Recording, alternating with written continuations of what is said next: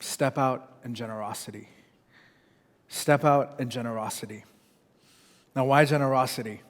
Well, we're generous towards others because Jesus was first generous to us by laying his life down. We're generous towards others because God the Father was generous to us by giving us his Son.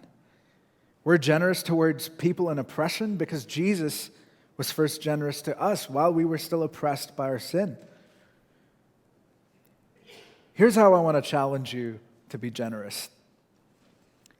So as you know, your church is doing the special campaign, the special offering to fund around 8 rescue operations in the Philippines this Christmas. You know, it doesn't really take a ton of investment in IJM's work to see an impact.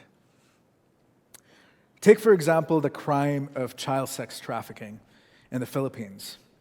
You see, in one of the cities in the Philippines that I got to visit, IJM reduced child sex trafficking by 86%.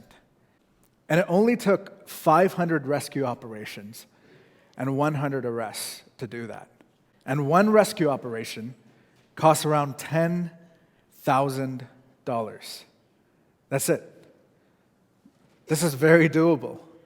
And your church has committed to funding 8 rescue operations this Christmas. And that includes everything from investigator fees to legal fees to therapy hours, gas in the tank, training for law enforcement, etc., etc. I want to challenge you to sacrificially give whatever you can to your church's offering for IJM this Christmas. Now, some of you can only spare a few $100, and believe me, we're very thankful for that. We'll put it to good use. But I have a feeling that many of us here have been blessed, and we can do a lot more. Some of you are thinking, you know what? My family had a great year. Our business had a great year. We could fund a full rescue operation for $10,000 through our church's offering. Or we can fund 2 of these at $20,000 or 3 of these at $30,000. Awesome. Step out in courage, step out in generosity, and I promise you we'll put your funds to good use.